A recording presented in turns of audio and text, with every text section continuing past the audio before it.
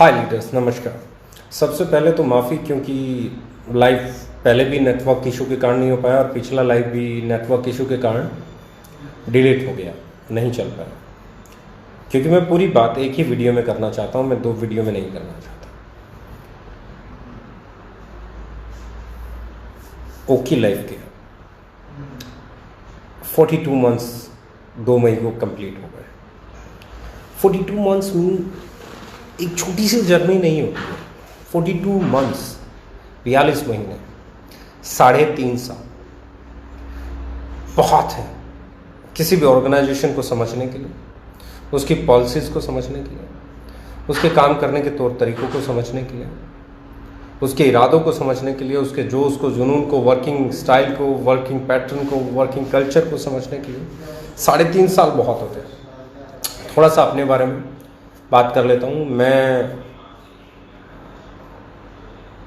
Deccan health care में top ID के तौर पे मैंने एक लंबे समय तक कई सालों काम किया और वहाँ का टॉप अर्नर भी मैं ही रहा। और आज भी जितनी टीम वहाँ पे काम कर रही है वो सब मेरी ही टीम है, मेरे साथ ही वो लोग काम करते थे। उसके बाद बात करते हैं। इन फैक्ट 2016 आई डिसाइडेड कि मुझे कुछ करना है, कुछ और करना है। वहाँ अपने इश्यूज़ कुछ अलग थे जिनके कारण आगे बढ़ना पड़ा। और लाइफ में है ना, कई बार आगे बढ़ना ही पड़ता है। पीछे आपके पास क्या है उसको छोड़ के आगे बढ़ना ही पड़ता है। मुझे आगे बढ़ना था, तो मैंने लगभग फरवरी 2016 में आरएमसीएल को स्टार्ट किया। और आरएमसीएल फरवरी 2016 या फरवरी लास्ट में लगभग जब हमने वहाँ काम शुरू किया तो देखा कि बड़े सारे चैलेंजेस हैं। जब हमने वहाँ काम शुरू किया था, प्योर जनरेशन प्लान था, प्रोडक्ट का प्राइस बहुत कंट्रोल्ड था, प्रोडक्ट की रेंज ठीक ठाक थी। पर जैसे ही हमने काम शुरू किया, एक बड़ा इवेंट किया, मेरे साथ बहुत सारे लोग उस कंपनी से आए हुए हैं, काम करते हैं, तो वो अच्छे से जानते हैं कि वहाँ पे क्या क्या बातें हुई। बहुत लोग, बहुत अच्छे अच्छे लीडर्स वहाँ से, जब वो कंपनी बाद में बंद हुई, कई साल के बाद मेरे साथ आए और मेरे साथ आज काम कर रहे हैं।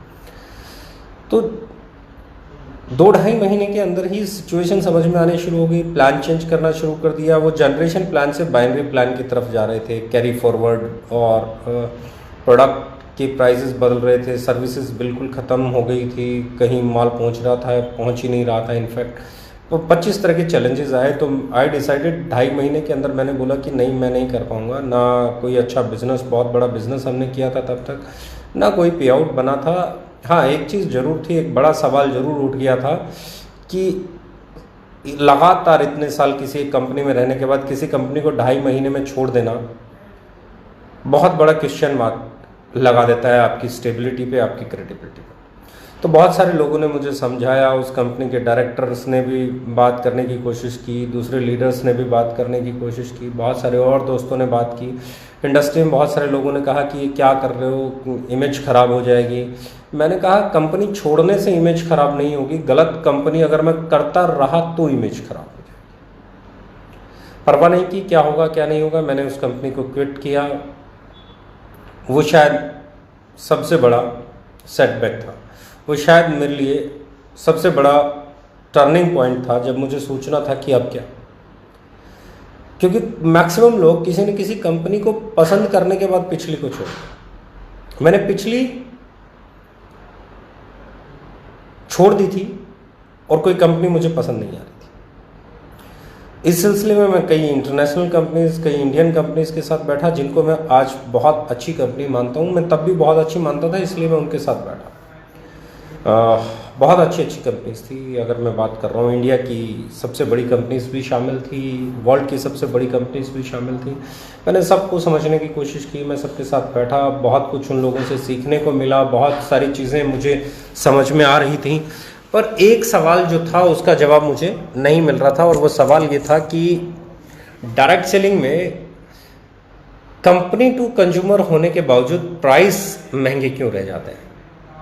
एक आइडियोलॉजी, एक चुभन, एक टीस, एक दर्द एज ए लीडर मेरे जहन में था।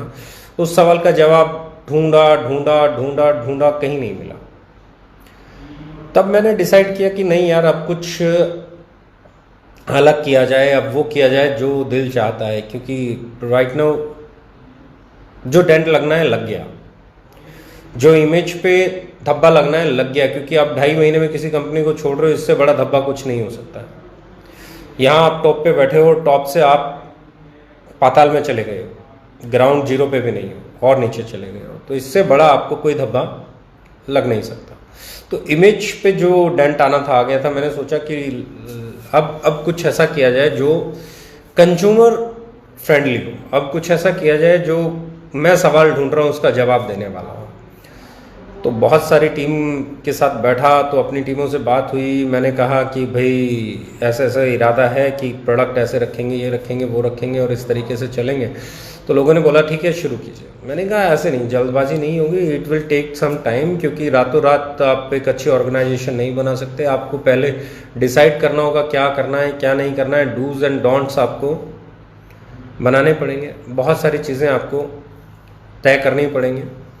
तो हम लोगों ने लगभग 6 महीने का समय लिया इस डिसीजन तक जाने में कि अब आगे क्या करना है। 2 नवंबर 2016 ओके लाइफ केयर बनी और मैं अपने मिशन पे लग गया। Mission consumer empowerment, mission distributor friendly, mission direct sellers के लिए एम्पावरमेंट। अब ये चीज़ें आसान नहीं थी। जब हमने शुरू किया तो बहुत सारे लोग बोलते थे ऐसे नहीं होता है, इतनी कंपनियां आती हैं, इतनी चली जाती हैं, इतनी कंपनियां बन जाएंगी, बंद हो जाती है, ये हो जाता है, वो हो जाता है। अरे डीके सारन जी के साथ कहाँ जा रहे हो, 2.5 महीने में तो कंपनी बदल ली थी, पिछली उससे पिछली भी छोड़ दी थी, पिछले 2.5 महीने में एक डेक्कन हो गई, डेक्कन छोड़ी, चाहे कितने ही साल की उससे लोग भूल जाते हैं, और डेक्कन छोड़ी, 2.5 महीने के अंदर RMCL छोड़ी, 2.5 महीने में 2 कंपनियां छोड़ दी, तीसरी का क्या भरोसा। हज़ारों सवाल उठे, हज़ारों सवाल होने भी चाहिए थे, बहुत ज़रूरी थे ये सवाल, क्योंकि ये आपको चैलेंज देते हैं। जब तक आपके पास चैलेंज आएगा नहीं, आप एक्सेप्ट क्या करोगे, कुछ भी नहीं। ये चैलेंज उछाला जा रहा था और मैं उसे एक्सेप्ट कर रहा था कि accepted boss, accepted boss, accepted boss, पता नहीं कब प्रोडक्ट बनेंगे, ये होगा वो होगा। यस वेरी ट्रू, 3 साल लगे मुझे प्रोडक्ट डेवलप करने में, 3 साल लगे मुझे थीम को डेवलप करने में, 3 साल लगे मुझे अच्छा न्यूट्रल लेके आने में, 3 साल लगे मुझे अच्छा कल्चर लेके आने में, 3 साल लगे मुझे खुद को प्रूव करने में। किसी भी नई कंपनी को सालों लग जाते हैं एस्टेब्लिश होने के लिए। ये अतीत भी गवाह है, ये मैं भी गवाह हूँ, ये ओके लाइफ केयर की जर्नी भी गवाह है, और आगे कोई कंपनी आएगी उसे भी 2.5-3 साल लग ही जाएंगे यहाँ तक पहुँचने में जहाँ हम पहुँचे। कोई बहुत हमसे अच्छा होगा तो 6 महीने पहले पहुंच जाएगा, कोई हमसे थोड़ा सा कमज़ोर होगा 6 महीने बाद पहुंच जाएगा। पर स्ट्रॉन्ग विल पावर होगी, अच्छी मैनेजमेंट होगी, सही डिसीजन होंगी, तो इंडिया में पोटेंशियल है बहुत सारी कंपनीज के लिए। हमसे पहले भी कंपनीज थी, हमसे बाद में भी कंपनीज आएंगी, लेकिन जर्नी तो हमसे पहले वालों को भी तय करनी पड़ी, हमें भी तय करनी पड़ी, हमारे बाद वालों को भी तय करनी पड़ेगी। तो ये एक चीज़ थी। और बहुत सारे सवाल आए जब हम लोगों ने प्रोडक्ट लॉन्च करने शुरू किए, प्रोडक्ट मार्केट में कंपेयर लोग करने लगे, एक अलग सा मोमेंटम बनने लगा, लोग एक दूसरे से शेयर करने लगे अपनी अपनी बातें। अरे यार उसने देखो इतने रुपए में ये कर दिया, उसने देखो इतने रुपए में ये प्रोडक्ट ले आया, उसने ये कर दिया, इसने वो बातें चल पड़ी मार्केट में। और मैं हमेशा कहता हूँ direct selling is a mouth publicity business. जब आपके बारे में बातें होंगी तो इसका मतलब आप बिजनेस में हो, जब आपके बारे में बातें होना बंद हो जाती हैं तो आप इस बिजनेस से बाहर हो जाते हो, क्योंकि ये बिजनेस है जो माउथ पब्लिसिटी चलता है, ये बिजनेस माउथ पब्लिसिटी से चलता है। तो अब हम लोग पहले साल की बात करें, दहिया साहब आए, बहुत चैलेंजेस थे क्योंकि बहुत कुछ बनाना होता है। एक प्रोडक्ट के साथ शुरू किया, दूसरा, तीसरा, चौथा, पांचवा, कुछ सही प्रोडक्ट भी लॉन्च हुए, कुछ हमने शुरुआत में रसगुल्ले, गुलाब जामुन, रस, स्प्रिंग रोल्स, इस तरह की चीज़ें भी ट्राई की, जिसका हमें एक्सपायरी में भारी नुकसान भी उठाना पड़ा और फिर हमें प्रोडक्ट लाइन को भी करेक्ट करना पड़ा। तो बहुत सारे चैलेंजेस थे। और जैसे जैसे हम आगे बढ़ रहे थे एक चीज़ बढ़ रही थी, वो थी कॉन्फिडेंस। और हमारे लीडर RR दहिया जी, लेट मिस्टर RR दहिया जी, जो आज हमारे बीच में फिजिकली नहीं है, वैसे तो उनकी दुआएं, उनका आशीर्वाद हमेशा ही हम पे रहता है। तो उन्होंने वो एक लाइन बोलते थे कि आने वाले समय में ओके लाइफ केयर बहुत बड़ी होने वाली है और बड़ी बड़ी कंपनियों से लीडर आके ओके लाइफ केयर में शामिल होने वाले। ये कहते थे, वो हमेशा कहते थे। हमने पहला साल तय किया, हमारे पास चंद प्रोडक्ट थे, हम गिने चुने प्रोडक्ट थे, बहुत अच्छा वेयर हाउस भी नहीं बना था तब तक, क्योंकि काम चल रहा था, बिल्डिंग का कंस्ट्रक्शन चल रहा था, स्टाफ भी बहुत लिमिटेड था, तो हमारा एक्सपोजर बहुत लिमिटेड था।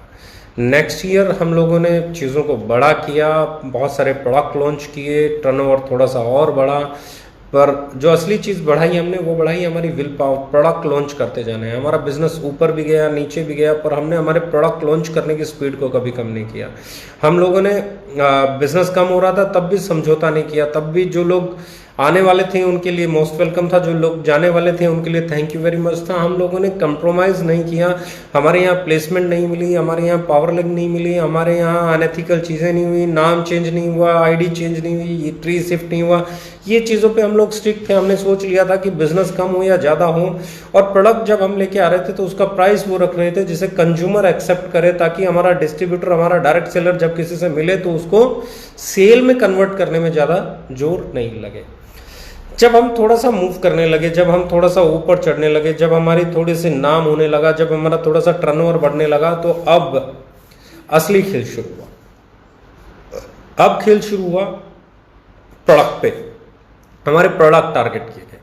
प्रोडक्ट को टारगेट कैसे किया गया? प्रोडक्ट को टारगेट किया गया, सस्ता है, घटिया होगा, सस्ता है, मारुति और मर्सिडीज में फ़र्क होता है, और न जाने कितनी ऐसी बातें हुई जिसमें सीधे सीधे ये क्रिटिसाइज किया जा रहा था कि ये सस्ता नहीं बेच रहे, घटिया बेच रहे हैं। पर सच्चाई कभी किसी के रोके रुकी है क्या? माल मार्केट में जाता है, कस्टमर उसे यूज़ करते हैं, रिपीट सेल लगती है, फिर जाता है, फिर यूज़ करते हैं, फिर रिपीट सेल लगती है, और लोग ये कहने लग जाते हैं कि सस्ता है पर महंगे से बढ़िया है। इस लड़ाई को हमें 6-8 महीने लड़ना पड़ा। 6-8 महीने बाद जिन जिन लोगों ने हमारे प्रोडक्ट को यूज़ किया, उन लोगों ने बता दिया मार्केट को कि भैया सस्ता है पर बेहतर है।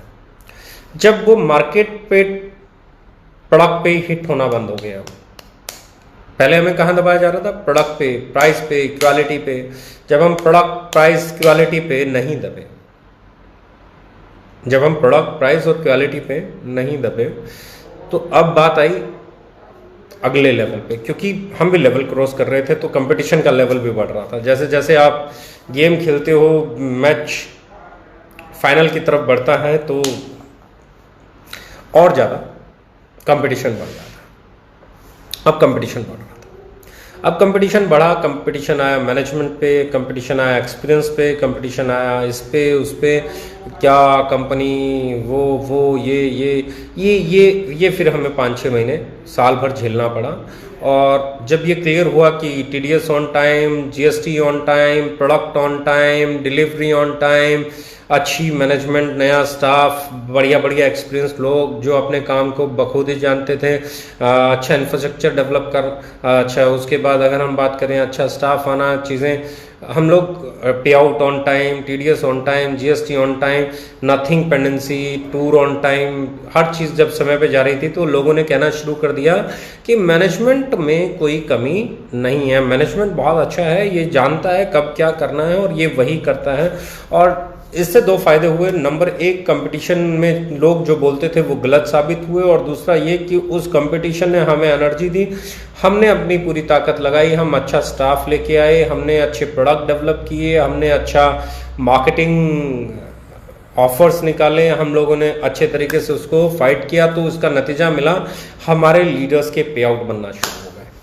अब क्या हो गया? अब 2 चीज़ें ख़त्म हो गई थी। पहली चीज़ ये ख़त्म हो गई थी कि आपका प्रोडक्ट घटिया है, दूसरी चीज़ ये ख़त्म हो गई थी कि आपकी मैनेजमेंट घटिया है।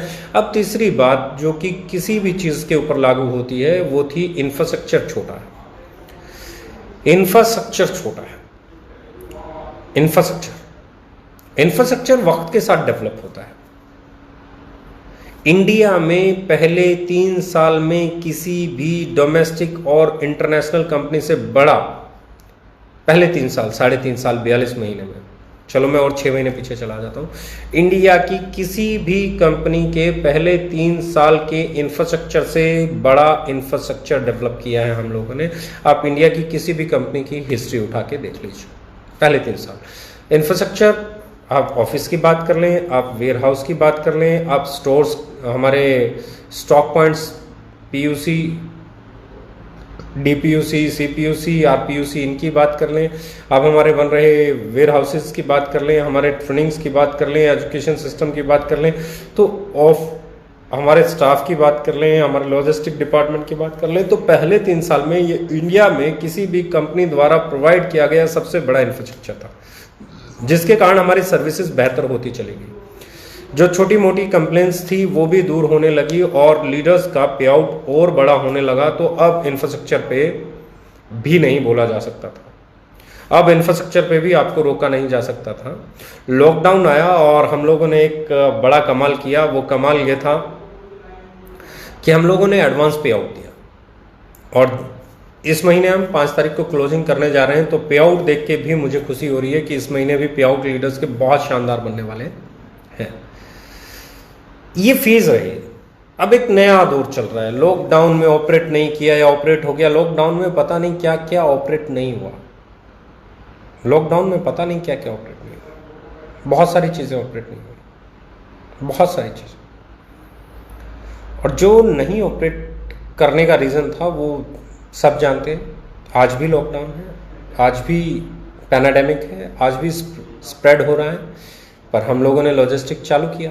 क्यों? क्योंकि मुझे लगता था जो लोग ये कह रहे हैं, देखो एक चीज़ क्लियर है, इंडिया में लॉजिस्टिक इन हाउस किसी का भी नहीं है। कोई भी अपनी ट्रांसपोर्टेशन नहीं चलाता है डायरेक्ट सेलिंग में, किसी के सब, कोई टीसीआई से कर रहा होगा, कोई किसी से कर रहा होगा, कोई आपका डीटीडीसी से कर रहा होगा, कोई किसी से कर रहा होगा। और जब ये कंपनियां ऑपरेट कर रही हैं तो ये उनके लिए भी कर रही हैं, हमारे लिए भी कर रही हैं, किसी और के लिए भी कर रही हैं। और जब ये नहीं कर रही हैं तो ट्रांसपोर्टेशन, प्राइवेट ट्रांसपोर्टेशन काम कर रही है। आप एक गाड़ी में, ट्रक में माल लोड करोगे, भेज दोगे।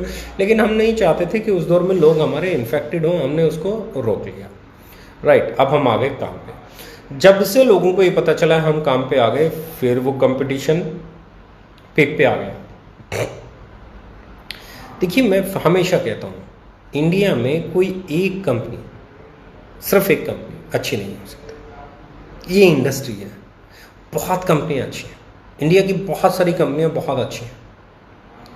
मैं नाम ले सकता हूँ, मुझे एतराज़ नहीं है। Vestige is a very good company, Modi care is a very good company, RCM is a very good company, IMC is a very good company, Altos is a very good company, Amway is a very good company, आपका Oriflame is a good company, FLP is a good company, Herbalife is a good company, Avon is a good company। तो n number of companies हैं, बहुत सारी companies हैं जो बहुत बढ़िया हैं और बहुत अच्छे तरीके से काम करती हैं। द सेम वे हमारी सिर्फ मंशा और टारगेट यही है कि हम हमेशा इन अच्छी कंपनियों की श्रेणी में खुद को पाएं, लोग हमें भी उतनी ही अच्छी कंपनी माने। कंपटीशन है, होगा, होता रहेगा, ये हेल्दी कंपटीशन है, इसे हेल्दी रखें। जब हम इसे पर्सनल लेते हैं, पर्सनल अटैक, मेरे पे पर्सनल अटैक, मैनेजमेंट पे पर्सनल अटैक, किसी और पे पर्सनल अटैक, आप दूसरे से पर्सनल अटैक कर रहे हो और सामने वाले से उम्मीद भी करो कि सामने वाला तुम्हारे बिजनेस पे अटैक भी नहीं करे और आप पर्सनल अटैक करो, तकलीफ आ जाती है बॉस।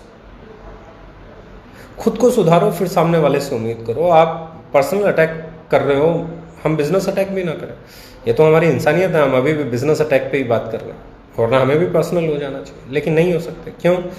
क्योंकि हम एथिक्स से बाहर हो जाते हैं। हमने आज तक किसी पे भी पर्सनल अटैक नहीं किया, किसी की इमेज पे, किसी की पर्सनल लाइफ पे, किसी के कैरेक्टर पे कभी नहीं किया। लोगों ने मेरे बारे में डाला कि एक बोतल का मेरा फोटो डाल के, जो कि उस बोतल में क्या था क्या नहीं था गॉड नोस, और एक साथी को पिलाते हुए मेरी फेसबुक वॉल से ही जरूर लिया होगा। लेकिन अब उन्हें कौन बताए वो था क्या। जो लोग मुझे जानते हैं, दोस्त, आपकी कंपनी में बहुत सारे लीडर्स मुझे बहुत सालों से जानते हैं, उनसे पता कीजिए क्या डीके सारण ड्रिंक करता है, पता चलेगा आपको। लेकिन अगर ये आपके लिए क्राइटेरिया है कि आपका सीईओ, आपका डायरेक्टर, आपका एमडी, आपकी मैनेजमेंट शराब ना पीने वाली हो, तो ये बहुत अच्छा है, आई लाइक इट। पता कीजिए आपकी कंपनी के डायरेक्टर, आपकी कंपनी के मैनेजमेंट वो तो नहीं पीते हैं। अगर पीते हैं तो क्या आप उनके बारे में ऐसा डालने की हिम्मत करेंगे? नहीं। क्यों? नहीं कर पाएंगे। क्यों? बाइस्ड हो जाते हैं। अपना बुरा भी सही है और दूसरे का सही भी बुरा है, इससे ऊपर उठना पड़ेगा बस।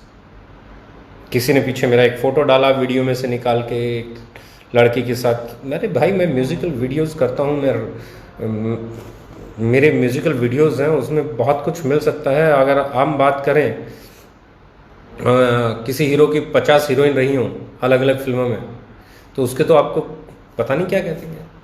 खैर एनीवेज, मुझे फ़र्क नहीं पड़ता। मैं सिर्फ ये कहना चाहता हूँ कि हमें इन चीज़ों से ऊपर उठना होगा। आप जितना पर्सनल अटैक कर सकते हैं कर लीजिए। हम एक ही चीज़ करेंगे, वो है और अच्छे प्रोडक्ट लाएंगे, और सही प्राइस पे लाएंगे, और सही तरह से मार्केट करेंगे, लोगों तक पहुंचेंगे, लोगों तक अपनी सोच को पहुंचाएंगे। क्योंकि हम 130 करोड़ भारतीय लोगों के लिए काम करते हैं और 42 महीने में हमने 42 मंथ्स में एक ही चीज़ सीखी है। अगर कंज्यूमर आपके साथ जुड़ गया, अगर कस्टमर आपके साथ कनेक्ट हो रहा है, तो आपको कोई हरा नहीं सकता। आपकी मार्केट बहुत छोटी है दोस्त, बहुत छोटी मार्केट है। जिस मार्केट में आप काम कर रहे हैं वो बहुत छोटी है, वो डायरेक्ट सेलर्स की मार्केट है। मैं जिस मार्केट को टारगेट करके काम कर रहा हूँ वो मार्केट बहुत बड़ी है।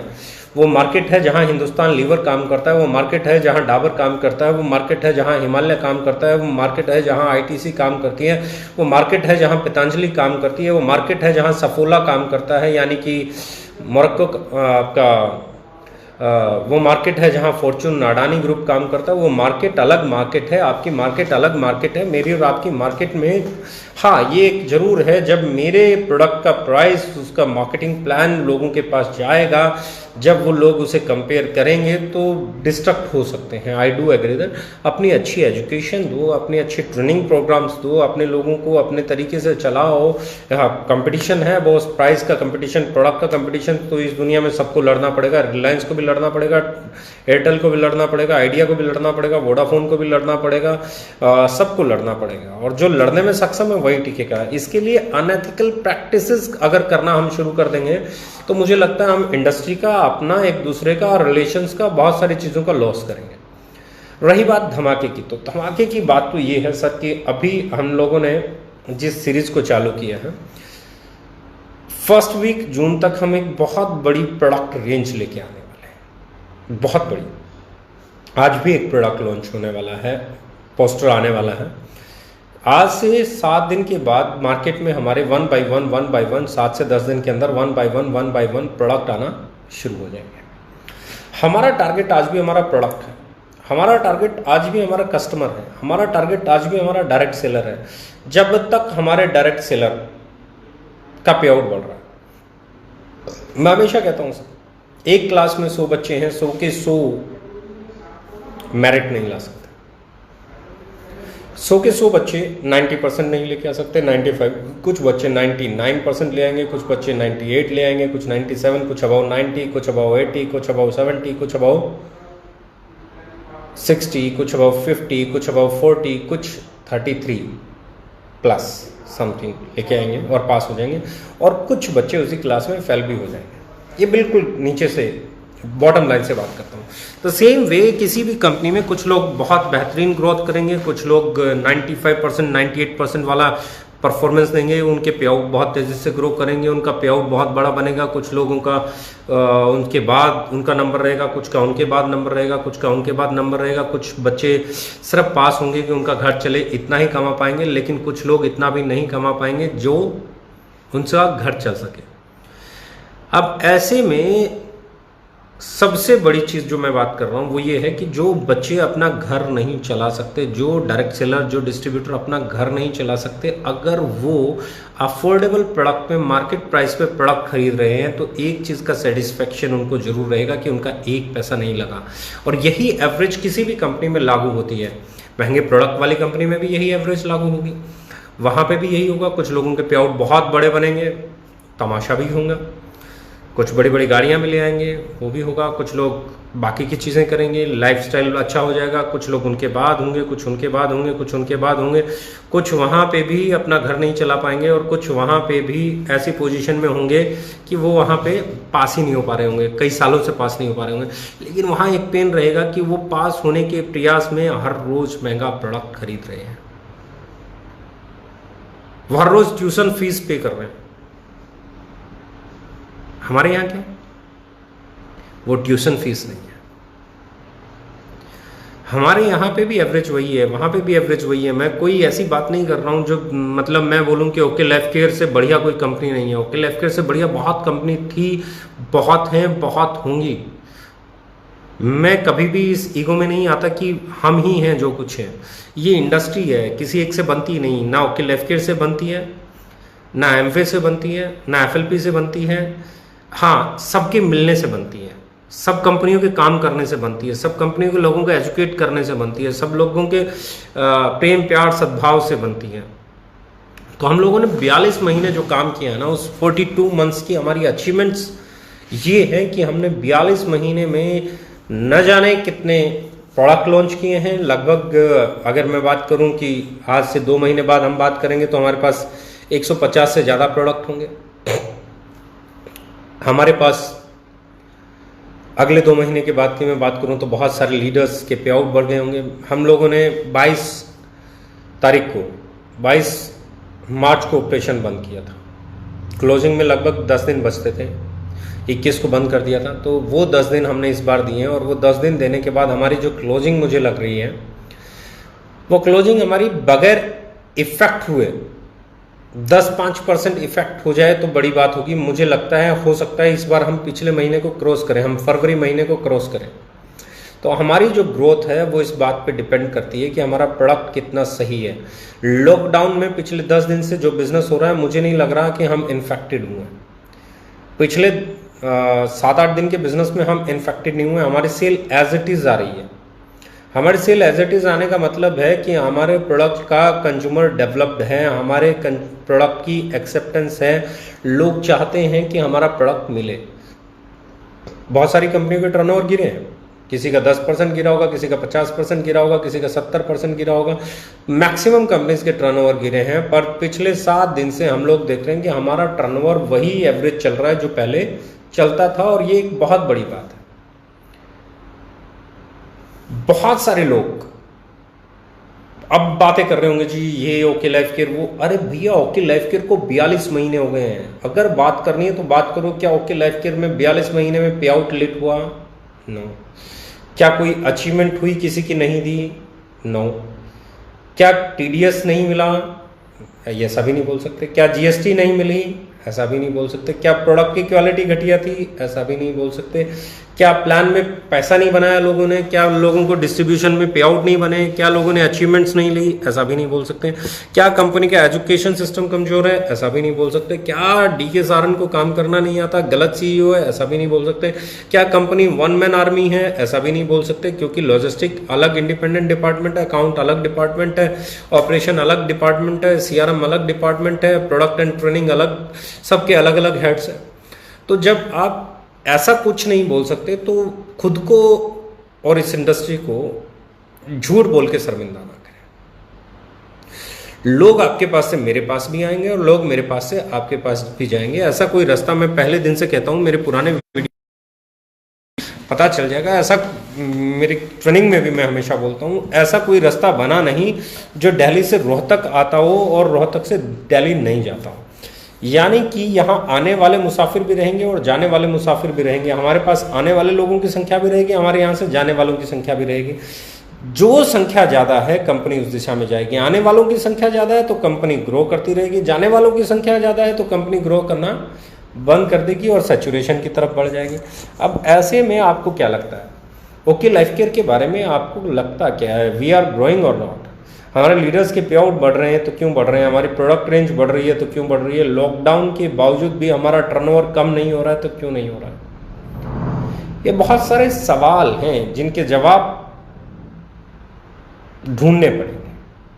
ये बहुत सारे सवाल हैं जिनके जवाब जिन जिन को मिलते चले जाएंगे वो ओके लाइफ केयर की तरफ आते चले जाएंगे। हम लोगों ने कुछ चीज़ों पे बहुत बेहतरीन काम किया। लॉकडाउन में भी हमारे पास 3 नए बहुत शानदार लोग, 3 हायर पोजीशंस के 3 लोगों ने ज्वाइन किया है। और ये हमारी अच्छी चीज़ है कि हम कल की तैयारी आज करते हैं। लॉकडाउन में भी हम लगे हुए हैं कि लॉकडाउन के बाद जो माहौल होगा उस माहौल के लिए हमें क्या तैयार करना है, उसके लिए तैयारी हम आज कर रहे हैं। एक प्रोडक्ट और हम लॉन्च करने वाले हैं और उस प्रोडक्ट का नाम मैं अभी ऑर्गेनिक और हर्बल 2 लिक्विड्स डेवलप कर रहे हैं, जिन्हें आप पानी में डालेंगे और आपका फ्रूट और वेजिटेबल क्लीन हो जाएगा। कुछ समय के लिए उसे मैं छोड़ देंगे और एडिबल ग्रेड का रहेगा, 100% ऑर्गेनिक और 100% हर्बल रहेगा। 2 ग्रेड लेके आ रहे हैं, दोनों के प्राइस अलग अलग हैं, ऑर्गेनिक का अलग है, हर्बल का अलग है। तो we are working on such products जो इस वक्त की डिमांड है। आपको कंपटीशन करना है तो यहां आइए, सेल पे कंपटीशन कीजिए, मार्केटिंग पॉलिसीज पे कंपटीशन कीजिए, एजुकेशन पे कंपटीशन कीजिए। क्या रखा है बॉस? आपको क्या लगता है? आप बोलते रहेंगे, आप बोलते रहेंगे, हम नहीं बोल रहे हैं। क्या होगा उस दिन जिस दिन हम भी बोलेंगे? क्या आपको लगता है कि हमारे पास बोलने के लिए विषय नहीं है, सब्जेक्ट नहीं है, चीज़ें नहीं है? सब कुछ है और बहुत अच्छे से है, बहुत अच्छे से टारगेट करना भी आता है, बहुत अच्छे से अपनी चीज़ों को प्रूव करना भी आता है, लेकिन नहीं करना चाहते क्योंकि हम इस इंडस्ट्री का, आपकी कंपनी का, हमारी कंपनी का, हम सब कंपनियों की बेहतरी चाहते हैं, क्योंकि एक एक कंपनी जो ग्रो करती है वो इंडस्ट्री को ग्रो कराती है। तो लेट्स दोस्त, फिर मैं बोल रहा हूँ कि हाथ मिलाओ और एक साथ आगे बढ़ो। जो हमारे साथ आना चाहते हैं वो हमारे साथ आ जाएंगे, जो आपके साथ काम करना चाहते हैं वो आपके साथ कर लेंगे। और ये किसी भी कंपनी के लिए मैं बोल रहा हूँ, ये ओपन मार्केट है, ये किसी की बंधुआ मजदूरी थोड़े ना। आप किसी को सैलरी आप देते नहीं, किसी को सैलरी मैं देता नहीं। जो सेल करता है वो सेल का कमीशन लेके जाता है, तो ये उसकी चॉइस है, वो किसका माल बेचेगा। उसके पीछे क्रिटिसिज्म, उसके पीछे बुराई, उसके पीछे बदनामी अगर आप लोग डाल रहे हैं, तो मैं लाख कोशिश करूं अपने लीडर्स को रोकने की, उनको आपका जवाब देना पड़ेगा। और मैं नहीं चाहता मेरी लीडरशिप को, मेरी टीम को, मेरे लोगों को आपको जवाब देना पड़े और मैं उन्हें रोकता रहूं। और बार बार रोकने से क्या होता है, मैं अपने लीडर्स को बार बार रोकने की कोशिश करता हूं, वो रुक जाते हैं, फिर आप में से कोई कुछ कहता है, फिर वो जवाब देते हैं। फिर बहुत सारे लोग मुझे भी मैसेज डालते हैं, जी आपके लीडर ऐसा करते हैं। अरे भैया, आप अपने सीनियर्स को देखिए, आप अपनी कंपनी के लीडर्स को देखिए, उन्हें रोकिए। मैं फिर रिक्वेस्ट कर रहा हूँ, उन्हें रोकिए, क्योंकि ये इंडस्ट्री बड़ी बनानी है तो आपको प्रोडक्ट पे, प्राइस पे, डिस्ट्रीब्यूशन पे, एजुकेशन पे ही फोकस करना पड़ेगा। और मेरी ताकत एक ही है, हमारी कंपनी की ताकत एक ही है, वो यही है कि हम एक इंटेंशन के साथ काम करते हैं। हम एथिक्स के साथ समझौता नहीं करेंगे, हम कंज्यूमर एम्पावरमेंट पे काम करेंगे, हम सही कीमत पे सही प्रोडक्ट डिलीवर करते थे, करते हैं, करते रहेंगे। जैसे जैसे हमारी बाइंग कैपेसिटी बढ़ेंगी, हम आगे चल के प्राइसेस और कम करने का प्रयास कर रहे हैं। और अगला जो हमारा कदम होगा वो और स्पाइसेस पे होने वाला है, क्योंकि अब हम स्पाइसेस की पैकिंग आगे चल के चेंज करने वाले हैं। आगे चेंज करके पाउचेस में लेके आएंगे और उसका प्राइस जो है उसको कोशिश करेंगे कि वो ट्रेडिशनल प्राइस के करीब आ जाए हमारी स्पाइसेस पे। और भी बहुत सारी चीज़ों पे काम चल रहा है, बहुत सारे प्रोडक्ट पे काम चल रहा है। अब जो हम प्रोडक्ट और ब्रांडिंग कर रहे हैं, वी आर डेवलपिंग। अब अगर मैं बात कर रहा हूं तो हम वो प्रोडक्ट डेवलप कर रहे हैं जो प्रोडक्ट इंटरनेशनल मार्केट को ग्रैब करने वाले हों।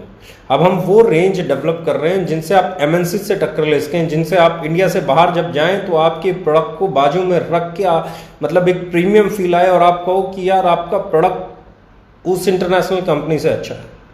तो अभी हमारा टारगेट है इंटरनेशनल मार्केट को ग्रैब करना। हमने इंडियन मार्केट की नब्ज को समझा है, इंडियन मार्केट को बढ़िया प्रोडक्ट दिए हैं, लेकिन हम 2020-21 में जो पॉलिसीज बना रहे हैं, हमारा टारगेट है 2021 में ग्लोबल थिंकिंग के साथ आगे बढ़ना और इंटरनेशनल मार्केट को कम्पीट करना। डोमेस्टिक को तो बट ऑब्वियस है हम कम्पीट कर रहे हैं, पर हमारा टारगेट है अब इंटरनेशनल मार्केट को कम्पीट करना। और वहाँ के लिए जो प्रोडक्ट रेंज हम लेके आने वाले हैं, जो प्रीमियम रेंज हम लेके आने वाले हैं, वो किसी भी इंटरनेशनल कंपनी के लिए बहुत बड़ा और कड़ा कंपटीशन देने वाली होगी। सो बिलीव मी, ये 42 महीने शानदार, ये 42 महीने बहुत फुल ऑफ एक्साइटमेंट, लोग रोकने की प्रयास 42 महीने किया। जब हमारे पास एक प्रोडक्ट था तब लोग रोकने लगे थे, आज हमारे पास लगभग 150 प्रोडक्ट हो जाएंगे 2 महीने के अंदर, तब भी लोगों का वही प्रयास है। बिजनेस एक ही चीज समझता है, वो ये कि कस्टमर आपके पास आ रहा है या नहीं आ रहा है। बिजनेस उसी का है जिसके पास कस्टमर है, बिजनेस उसका नहीं है जिसके पास बेचने के लिए सामान है। बेचने के लिए सामान तो कोई भी रख लेता है। आपको क्या लगता है मार्केट में खुलने वाली 1000 दुकानें 1000 की 1000 चल जाती हैं? चलती वही है जिस दुकान पे कस्टमर जाता है, वो नहीं चलती जो दुकान भरी हुई है। आप कितनी दुकान भर के लो, कितनी दुकान सजा लो, वो नहीं चलेगी अगर कस्टमर नहीं आएगा तो बॉस, कस्टमर जहां आ सकता है वो दुकान बनाओ, कस्टमर जहां आएगा वो दुकान चलाओ, कस्टमर जहां आता है उसकी रिस्पेक्ट करो, कस्टमर ही भगवान है, इस थ्योरी को समझो और अपने आप को बेहतर करो और कंपटीशन लड़ो। हम खुद ब खुद खुश होंगे आपसे, राइट। तो आने वाले ये 42 महीने की जर्नी, अब हम बात कर रहे हैं अगले 24 महीने की जर्नी। अगले 24 महीने हम लोग ग्लोबल जाएंगे, हम लोग इंटरनेशनल प्रोडक्ट्स लॉन्च करने की तैयारी कर रहे हैं, हम लोग बहुत प्रीमियम क्लास प्रोडक्ट लॉन्च करने की तैयारी कर रहे हैं।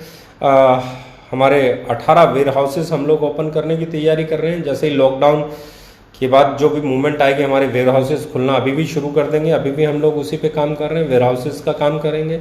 हम लोग प्रोडक्ट रेंज की एक बात होगी, हमारी मैनेजमेंट का एक्सपेंशन हो रहा है, हमारी फैक्ट्री का काम बहुत तेज़ी से हुआ है और लॉकडाउन की वजह से कुछ दिनों बीच में बंद रहा, तो फिर से अब शुरू हो जाएगा, तो फैक्ट्री आ जाएगी।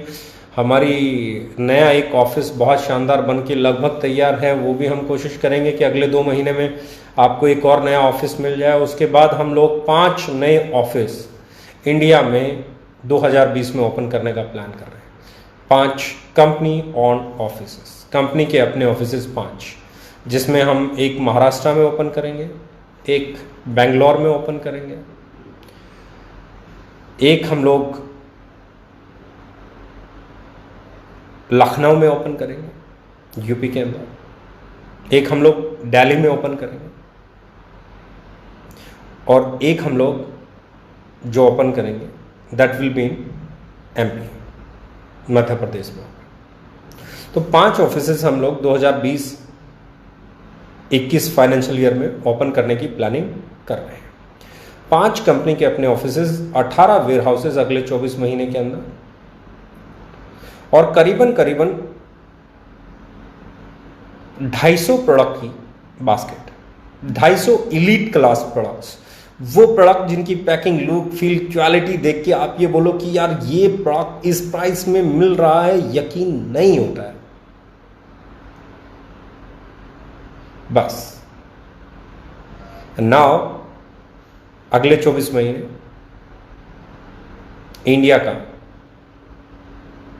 सबसे बड़ा पे आउट हमारे लीडर्स का बने, इसके लिए प्रयास कर रहे हैं। हमारे लीडर्स के पे आउट इंडिया के सबसे बड़े पे आउट्स में शामिल हो जाएं, इसका हम प्रयास कर रहे हैं और ये ही हमारी सबसे बड़ी ताकत होने वाली है। क्योंकि मैं हमेशा कहता हूं ये बिजनेस 2 ही चीज़ों से चलता है। नंबर 1 आपकी प्रोडक्ट, उसके रेट और उसकी क्वालिटी से, और नंबर 2 लोगों की अचीवमेंट से। और दोनों ही पैरामीटर्स पे अगर आप कंपेयर करेंगे पिछले 42 महीने को, तो ना कोई कंपनी 42 महीने में इतने प्रोडक्ट दे पाई इस रेट पे, इस पैकेजिंग के साथ, इस लुक फील के साथ, इस क्वालिटी के साथ, और ना ही कोई कंपनी पहले 42 महीने में ऐसे पे आउट दे पाई जैसे ओके लाइफ केयर में बन रहा है। ये बिजनेस 2 ही चीज़ों से चलता है, एक प्रोडक्ट उसकी क्वालिटी और प्राइस से, दूसरा लीडर्स की अचीवमेंट्स और उनके पे आउट से। और ये दोनों ही पैरामीटर्स पे पहले 42 महीने में, पहले 42 मंथ्स में जो ओके लाइफ केयर ने किया है, वो मैंने इंडियन डायरेक्ट सेलिंग की हिस्ट्री में नहीं पढ़ा है, नहीं देखा है, नहीं सुना है। इसलिए आपके कंपटीटर भी बड़े हैं, क्योंकि हर बड़ा कंपटीटर ये जानता है कि इनको नहीं रोका गया तो ये सुपरसीड कर सकते हैं। अब देखेंगे, मैंने 42 महीने पहले एक लाइन बोली थी कि रुक जाओ 2.5-3 साल। 2.5-3 साल के बाद इंडिया में बिजनेस प्लान वैसे होंगे जैसे हम लेके आए हैं। इंडिया में प्रोडक्ट प्राइस पे लोग बातें करेंगे। आने वाली नई कंपनियां हमारे पॉलिसीज को फॉलो करेंगी, पुरानी कंपनीज की पॉलिसीज को नहीं। ये लाइन मैंने आज से 42 महीने पहले बोली थी। मैंने कहा था 2.5-3 साल रुक जाओ, हमारे बाद आने वाली कंपनीज पुरानी कंपनीज को फॉलो नहीं करेंगी, हमें फॉलो करेंगे।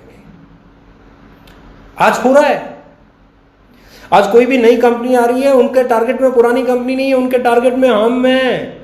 इसका मतलब हर नया लीडर जो अपनी कंपनी खोल रहा है वो ये मान चुका है कि आने वाला समय ओके लाइफ केयर के प्लान का है, ओके लाइफ केयर की पॉलिसीज का है, ओके लाइफ केयर वाले प्रोडक्ट्स का है, उनके रेट का है। आने वाले हर लीडर को, आने वाली हर कंपनी को हमें फॉलो करना पड़ रहा है। ये प्रूफ करता है कि हमने 42 महीने में वो किया है जो पिछले कई सालों में इंडियन डायरेक्ट सेलिंग कंपनियां नहीं कर पाई।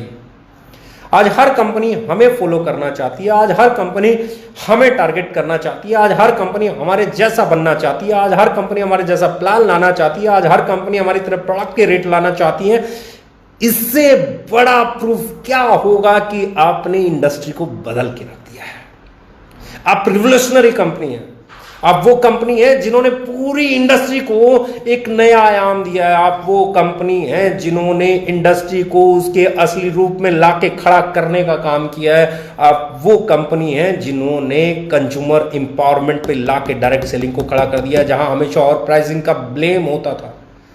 जिस कंपनी के ऊपर हमेशा एक ही धब्बा लगा हुआ होता था कि यहां प्रोडक्ट महंगे होते हैं, उस इंडस्ट्री को आज आप इस मुकाम पे ले आए हैं कि आने वाली हर कंपनी सोच रही है प्रोडक्ट का प्राइस क्या रखा जाए, प्लान कैसा हो, कंडीशंस कितनी कम हो। यानी कि आज किसी पुरानी बड़ी इंटरनेशनल कंपनी को या डोमेस्टिक कंपनी को फॉलो नहीं कर रहे हैं लोग। आज पूरे इंडिया में ओके लाइफ केयर के बिजनेस प्लान को, ओके लाइफ केयर के प्रोडक्ट को, उसके रेट को, उसकी पॉलिसी को, उसकी सोच को, आज जो मैं 3 साल 3.5 साल से स्टेज से बोलता था, बहुत सारी कंपनीज के लीडर्स वैसा ही बोलने लगे हैं, बहुत सारी कंपनीज के डायरेक्टर्स वैसी स्टेटमेंट देने लगे हैं। आज जो एथिकल वर्ड हम लोगों ने क्रिएट किया था, उस एथिकल वर्ड पे भी लोग बात करने लगे हैं। इससे बड़ी अचीवमेंट क्या लेंगे आप? इससे बड़ा सबूत क्या चाहिए आपको कि ओके लाइफ केयर किस तरफ बढ़ रही है? ये है प्रूफ सबसे बड़ा कि हमने क्या किया है। जब आने वाली हर कंपनी, बड़े से बड़ा लीडर, बड़ी से बड़ी कंपनी आज आपके बारे में बात कर रही है, आज आपकी तरफ बनना चाह रही है, आज आपसे कंपटीशन लड़ना चाह रही है, आज आपकी तरफ प्रोडक्ट पे बात कर रही है, कोई बोल रहा है रुपया महंगा, कोई कह रहा है रुपया सस्ता, कोई कह रहा है नज़दीक, कोई कह रहा है हमारा ये, कोई कह रहा है उसका वो। इसका मतलब we are talk of town of. हम लोगों ने 42 महीने में वो कर दिया है जो बड़ी बड़ी कंपनियां 10-10, 12-12, 15-15 साल में नहीं कर पाई। अगले 24 महीने जीतने वाले हैं। अगले 24 महीने लाजवाब अचीवमेंट्स लाने वाले हैं। अगले 24 महीने एक बहुत बड़ी तैयारी के हैं। अगले 24 महीने वेयर हाउसेज के नाम हैं। अगले 24 महीने आपके कंपनी के 5 ऑफिसेज के नाम हैं। अगले 24 महीने आपकी फैक्ट्री, आपकी इंफ्रास्ट्रक्चर, आपके स्टाफ के नाम हैं। अगले 24 महीने हमारे लीडर्स के पे आउट को कई गुना बड़ा करने के नाम हैं। आई होप इससे ज़्यादा आपको किसी डिटेलिंग की ज़रूरत नहीं होगी। लग जाओ दोस्तों, कल हमारा है, अगले आने वाला साल हमारा है, 2020 हमारा है, 2021 हमारा है, 22 हमारा है, 23 हमारा है, 24 हमारा है, 25 हमारा है। ये साल हमारे हैं। जब इंडस्ट्री 64,000 करोड़ की होगी, 64,500 करोड़ की होगी, 65,000 करोड़ की होगी, 60,000 करोड़ की होगी, 70,000 करोड़ की इंडस्ट्री होगी, सालाना टर्नओवर करेगी, तो ओके लाइफ केयर उसमें मेजर रोल प्ले कर सकती है अगर आप लोग कमिटेड होके अपनी मेहनत करें, आप लोग अगर पूरे जोश और जज्बे के साथ काम करें। Thank you very much, love you all. Let's become the best Indian direct selling company. Thank you very much.